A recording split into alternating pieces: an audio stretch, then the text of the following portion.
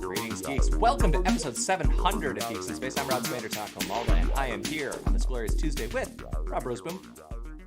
I'm here. And Chris DeBona. Hi. All right, we finished the part of the phone call before we stream where we all discuss our medical maladies. Yeah. We're old men. We're old men problems. filled with pain and suffering. So now we get to talk about Ungrateful children. Yep. Parenting. It's not parenting and the inevitabilities of death. Oh crap! I got my wrong tab up. Well, the first one that we gotta have last a couple more years. My kids need me, but how's that? Yeah, then you're out. Then you got to check out. Yeah. Bid a fond farewell to life. The first one that we have on this, and actually there are a lot of them, unsurprisingly related to cyber warfare. Weird, right? Is something going on? Yeah, turns out. So the first one that we have is SpaceX. That this one here? Oh, SpaceX. Yeah. And that's an interesting story on a lot of small levels. You know, say what you will about Elon, and we've said many. This things. has been, and initially I sort of looked askance at this, but then he showed receipts. He showed the trucks full of Starlinks going out to the theater. Like, so all right, the story is, unsurprisingly, in war, one of the best things that you can do is cut communication for your enemies, and so the internet in Ukraine is not so hot these days. Now, one of the besides blotting out astrophotography for all humanity until the end of time. One of the things that SpaceX can do is beam internet into hard-to-reach places. Yeah. So Elon sent them at least a truck full of satellite dishes, and is now trying to prioritize them having internet in the Ukraine. Now, I said I have to stop doing that. I know that's wrong. This story's had a couple of interesting pieces. One was there's stuff like him being straight up about this. These are targets. Like if you get spotted with one of these dishes, you're making your nest a target. So I saw a thread about how you can paint them as long as the paint isn't metallic based. You can paint the dishes, but you should turn them off and hide them except for brief broadcasts. But the other part of this that's crazy is now this is like a cyber warfare thing, and so Russia is apparently trying to hack Starlink from the other end, I guess, so the SpaceX techies, of which I have to imagine that we could get a hold of a few of those through the Twitters. I'm sure they couldn't say anything, but they're out there fighting hackers over their satellite network. My question is, is there going to be renewed energy inside the FAA to approve Boca Chica launches? Is there going to be, that would be a really welcome change. It's like the environmental review is really important, but, if we get it done sooner, we could help them before it's too late. Well, I have to figure that they would. Or am I just being a simp here? Well, I don't think that they're at the level of we can get more satellites up into space for this. I think this is because that stuff's got to be scheduled and booked out for a year. They're putting up another batch of 40 or 50 satellites every few weeks. They've had 10 launches already this year, and half of them are new batches of satellites. I think that this is more about the other end, them getting hacked, them getting probably the out nodes having issues.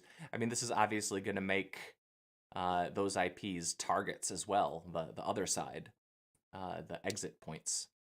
I think this is a really interesting story. It is, and it's cool. For all of our complaining about the quality of the Tesla, perhaps, and all that. This is I'm not remembering the cult, but I think governments should get together, put some money in this project so they can drop the price and I can get Starlink here. Right. That's what I think. It'd be good for the Ukrainian people. Great for the Ukrainians, right? But Well, And let's drop also, that if price they could point. let Rob know precisely Yeah. which paint to go pick up at the Ace Hardware so his That'd be neighbors great. don't know that he has really super internet connection, and Frontier doesn't go around with a shotgun trying to take him out. That'd be great.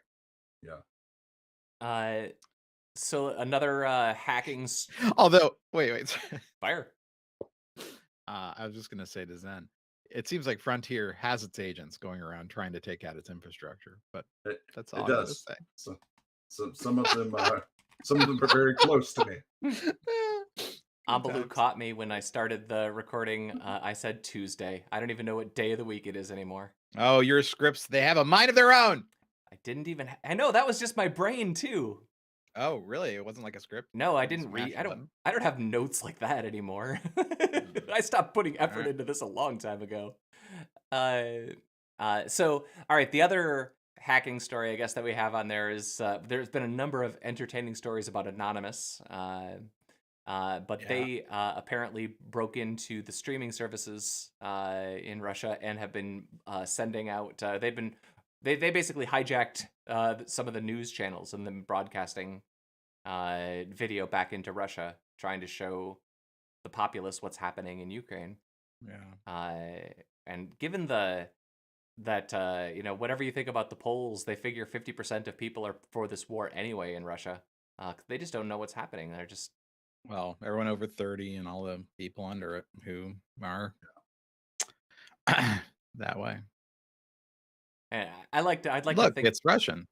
Yeah, I'd like to think that it'd be different here, but it's no different here. Look at our news. Yay.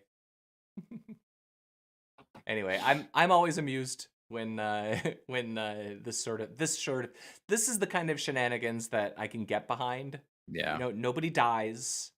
Yeah, Amblue, whose fake news do you believe? Nobody dies when you divert a TV station from one station to another, and unfortunately, there have been a lot of actual dead bodies that I've had to see in the last few weeks, and I don't like that. I bet you they don't like it too much either. Yeah. Ukrainian. Well, and the Russians don't like it either because they gotta come up with excuses every time, like, oh no, that was a deep fake. Oops. Okay, so we have a few lesser horrible ones. Okay, like the Batman tickets are costing more. Yeah, than Batman. This is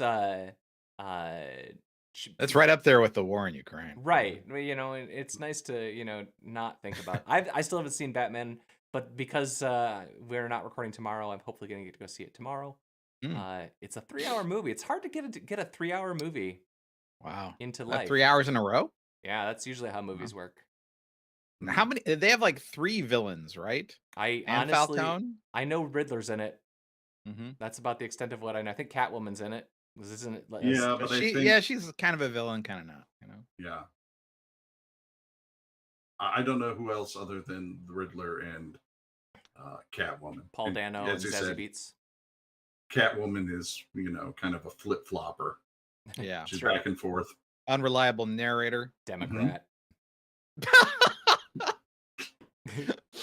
But yeah, the story is about variable pricing, and they actually had some interesting commentary about that from 10 years ago when Spielberg and Lucas called it. And I mean, this is already happening to a certain extent. I always go to the theater where I have to pay an extra $3 to get the reserved seat, because then I can book my seat and get the seat that I want, 3 days in advance. That started, but this is This made me think about what would happen if all movies were sort of on a sliding scale like that. That might be interesting, actually. Yeah. Super popular movie, they can charge more money for it. A movie that no one has seen, no one cares about, you can pay $1 and go see it. I don't know. I'm having a hard time caring and wanting to go back to a theater, even for a spectacular blockbuster like The Man-Bat. It's that's definitely the thing, right? That's the big budget. Like Spider-Man, Home Alone or No Way Home or whatever. I really want to see it. I haven't yet. It's coming out and streaming in what, about a week or whatever? 2 weeks, yeah. 25th, I think. I can wait. See, I saw it in the theater twice, and I'm I really, bet it was really, good. I I'm bet it was really really glad I good. saw it in the theater, if only because both times that I went, when the big reveals, we've talked about it, that there's, spoilers for Spider-Man, No, no, no, no, no, no, no. that the other Spider-Men show up, and Oh yeah, I heard about that. there was an audible gasp in the audience when that happened, and it was fun. I would like to go with you guys. Well, that's why Going we by keep renting myself, the theaters. I could take my kid. Yeah. So you should keep me up to date, and I'll see if We've been trying to get a theater for the Batman, but we haven't been able to get one to line up. Yeah. Plus, it's a 3-hour movie, and so that you can't do it on a school night. You're going to start a movie at 8:00, and nobody's getting home till midnight. Yeah, and we're a bunch of old men. We want to go to bed. We got our Get some kids. sleep. We got kids that got to get up for school tomorrow. Yeah. But anyway, I thought this story was interesting. They should have delayed release until you're an empty nester. Clearly, Rob. Yeah, all movies should be put. No, because I like movies. Oh, right. Yeah. I'm up to my Oscar Death March. I'm up to 31 of 38 movies now. This weekend I watched Drive My Car, which is a Japanese movie about being sad and how life is horrible. And I think I said this in one of the channels, but the opening credits occur 41 minutes into the movie. Wow, that's cool. So my question is, did y'all watch the Diabolical, the boys animated thing? Not yet. No. Yesterday. I did. Was it good? Was it good? Have you watched it? No, I want to. It's not. Is it worth it? It's not like The Boys. It's not bad. Yeah. But like The Boys is like, I really look forward to watching those episodes, and cool shit happens in them quite often. And these are all like 12 to 15 minute long. Oh, they're shorts. Animated shorts. Oh, so I can totally watch that. They're okay. Some are obviously better than others. He doesn't beat up anyone in this. Not like in bars in Spain or wherever.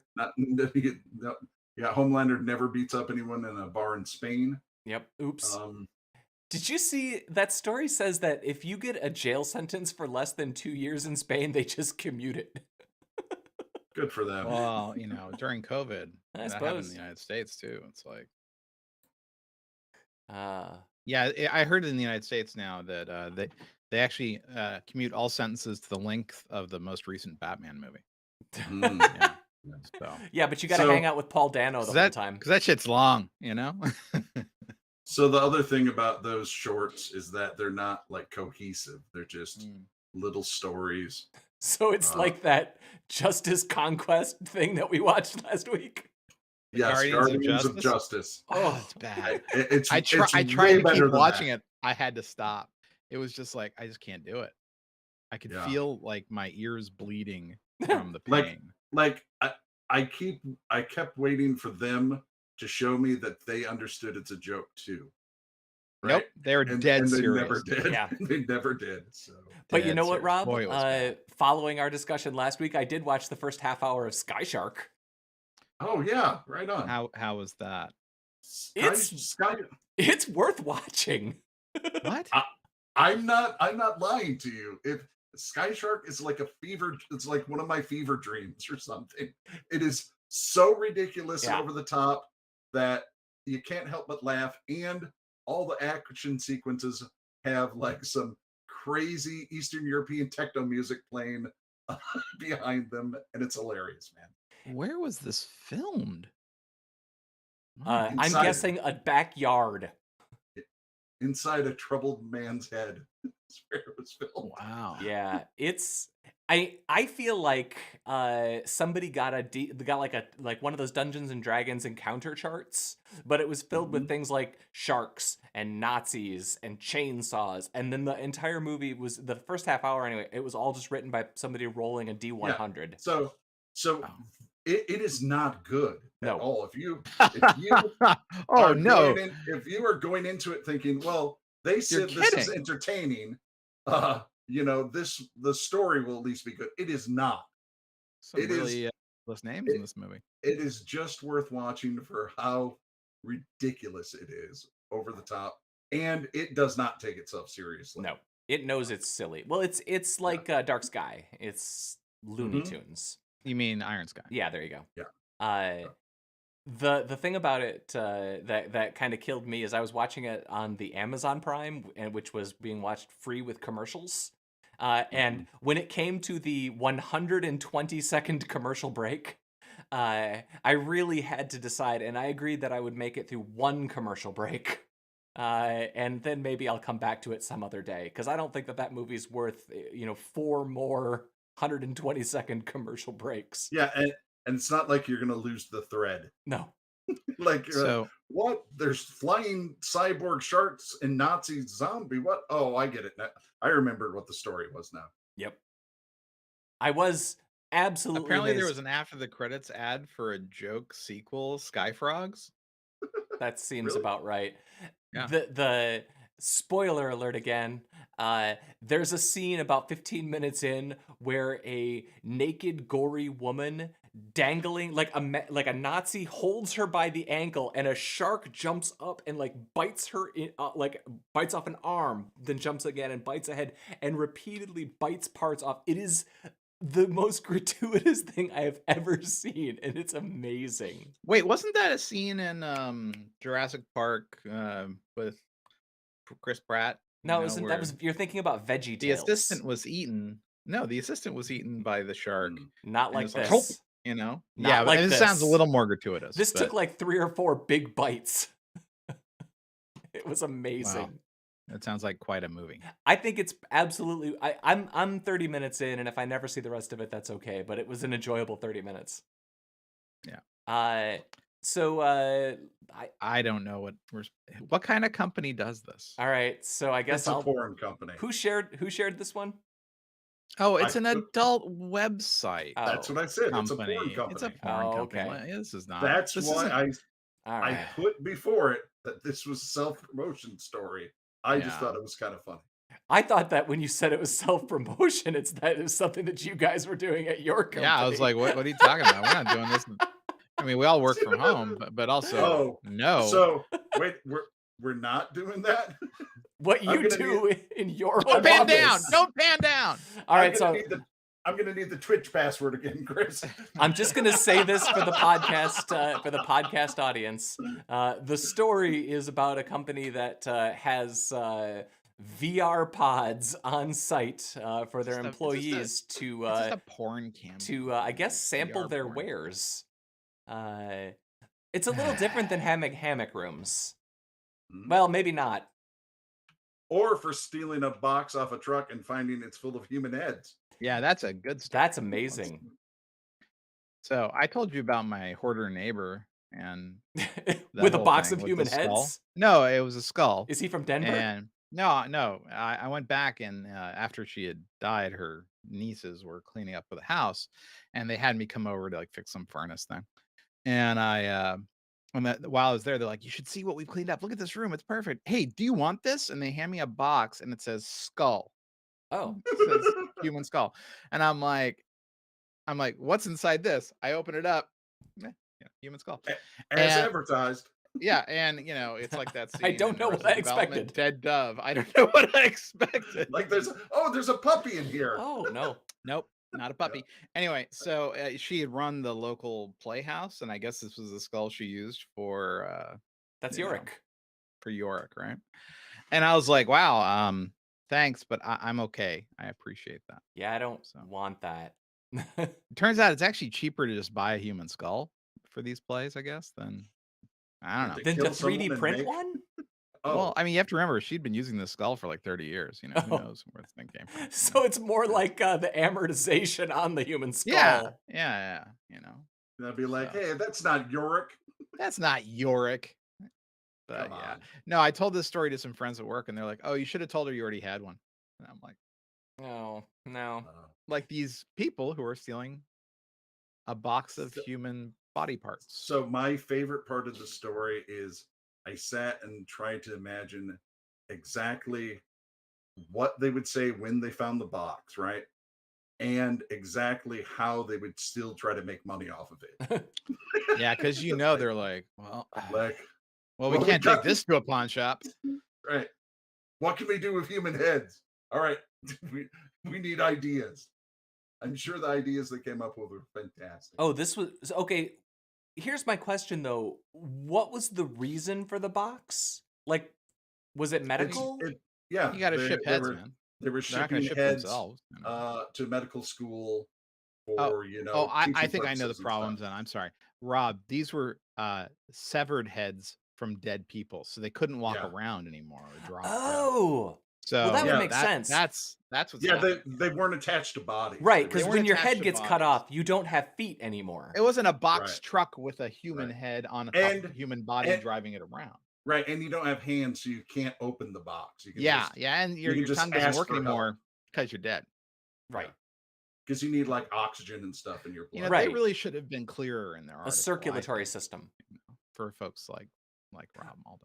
All I meant was I wasn't sure if this was a crime thing, if this was a science thing, or if this was like it got in an misdirected accident. package. Yeah, Let me assure you, stealing a box of humans' heads is always a crime. Yeah. No matter what reason you have for it, the authorities will say it's a crime. Sir, And this box is labeled Yorix. And if any of our listeners are in the Denver area and come across a box of human heads, you can call the Denver Crime Stoppers line. So congratulations. That's right. And tips can be submitted anonymously if you don't want them Or connecting you can to the... You can just leave the box in front of the door of the police station. They don't ask questions. They're cool. They're used to it. It's like the abandon your elderly family members who have died drugs box, It's, Yeah. I dropped off like 30 grand worth of street value of like crazy stuff when my parents died. And the story is completely different than the hero who donated 42 kidneys to the local hospital. Right. Recently. This is wow, he had that many. Huh? Yeah, evidently. He's really humanitarian. Yeah, doing it for the it would be the fact that he gave an even number of kidneys worries me a little. Well, he's willing to go without, evidently, Rob Malda. All right. At least if it was an odd number, I would believe that he was only taking them one at a time, but I'm looking up teams in sports that have 26 members.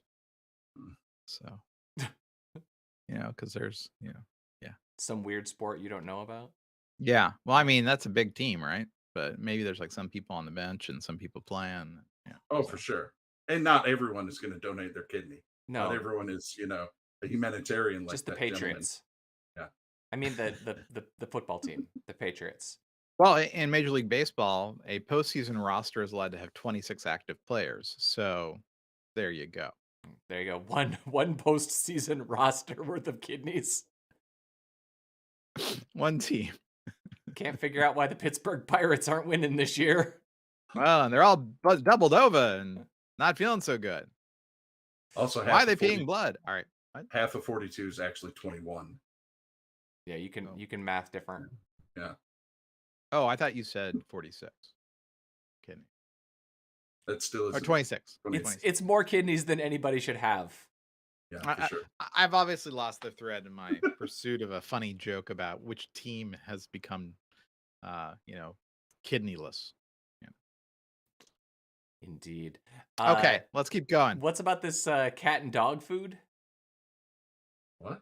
Endangered sharks found in cat and dog food? Oh, they just they end up doing DNA testing on dog food, and they found that some of the quote-unquote ocean fish that's listed on the label is actually types of various endangered sharks. So it's long trawlers taking all their junk fish and not dumping them like they're supposed to. Yeah. And just sell them to dog food, cat food companies.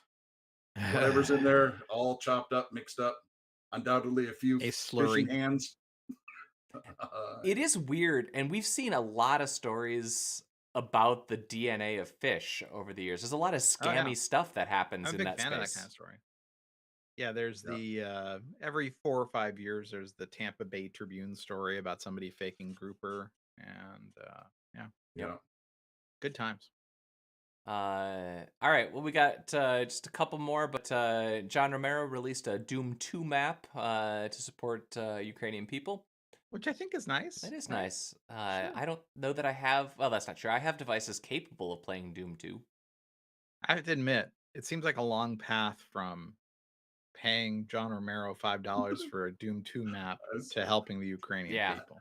I was just gonna say, I mean, I guess it's nice to get on the bandwagon and everything, but I'm not sure this is really The quite the most boots on efficient. the ground that they would like, or Yeah, the no alt fly Doom zone. 2 map money isn't gonna make a big difference in the Yeah, war, you know. this isn't going to push the no fly zone into reality.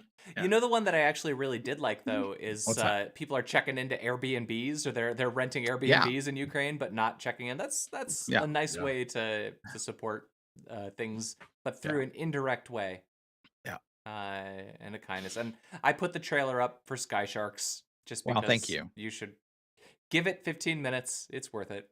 And this was an older one that I think just got stuck on the gang heist. They stole 330 grand worth of props from the Lupin set. There were apparently real antiques and stuff in there. Oh, I bet. I mean, a hell of a show. I don't know if you've seen it, but yeah, I have not. it's really good. It's about basically an art / nice things thief named Lupin, played by Omar Sy. Is it of any relation to the anime? Well, only in that the anime is also based on the same series of books. Gotcha. So, and his is also sort of based on the books, but just not a second. really. It's updated. It's really good. Oh, Yeah. So I'm really looking forward to part 3. So if you ever want to see a cool anime, have you ever seen the Castle of Cagliostro? no, is it good? It's a Lupin the Third anime Oh, neat. that Miyazaki directed. Whoa. Yeah, before Miyazaki was Miyazaki, he directed a few episodes of a Lupin the Third anime, and then he directed a couple of feature films. And the Castle of Cagliostro is, I mean, it's weirdly paced because it's an anime film from 1984 or something. But it's actually a solid movie and worth a watch. But I don't know. I don't think that it's quite like it's one of those inspired by in air quotes. Yeah. Arsène Lupin the Third. Interesting. I actually watched the first season or so of that show too. It's all right, but that movie I like. Yeah. That was the last one that I had on the list. Oh, I was gonna ask you guys if you had seen All of Us Are Dead. I'm on episode 10. Good. I'm like on episode 5. So what do you think? It's a little grimcore. Here's but, my you know. problem with it. Okay, Yeah. is every episode is like a full hour, like not like 48 minutes, like 60 minutes. So, and every episode has so much we're being chased by the zombies. It's not like, you know, there's lots of time for us to sit and chill and talk about it. Every episode is like half being chased by zombies. And it's really hard because the stakes don't feel like they're escalating particularly to me. It just feels like a non-stop, we're being chased by more zombies. So by like, I really enjoyed it for like the first 4 or 5 episodes. And then I kind of feel like, okay, you're being chased by more zombies. It's happening again. Still, like, a good zombie movie is 90 minutes long, you know, and drop the mic, get out. Yeah, not 10 hour 1 hour episodes. And like The Walking Dead, which I suppose is probably the most successful long form zombie thing that we've ever seen. That's only about zombies to a point. It's mostly just about surviving in the apocalypse. It's the other people who survived who are the real danger. You know, the real zombies are man. The real zombies are the men we met along the way. No. The real monsters. Has anyone watched Our Flag Means Death? Yes. I watched the first episode, and I'm probably not going to return. Me too. I didn't really. I thought it was like the first episode very much at all. I thought it was annoying as hell. I thought it wasn't very good, and I was like, I'm not in on the joke here, so I think I should just not take part. Rhys Darby is a tough watch too. He's a good support character. He's not a good lead. For my money. I'm gonna give it another shot because I like the premise. Yep. But yeah, so far. What I'll say is it benefits because it's a 21-minute show. So you can put it on and you're not, it's not like, it has the exact opposite thing as All of Us Are Dead. All of Us Are Dead is you're in for 59 minutes of zombie chase.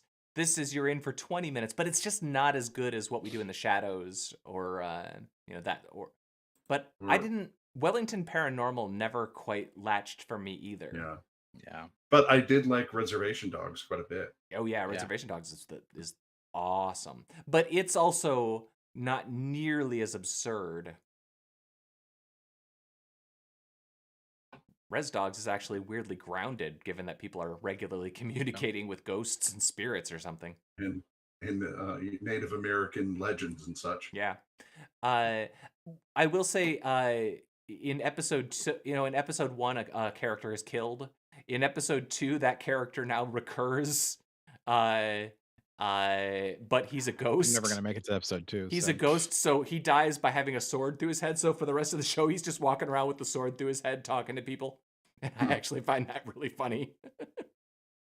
So what's funny is, so I sort of felt when I was watching it kind of how I did about Avenue 5, and I'm like, I like these actors, but not enough to keep watching this crap.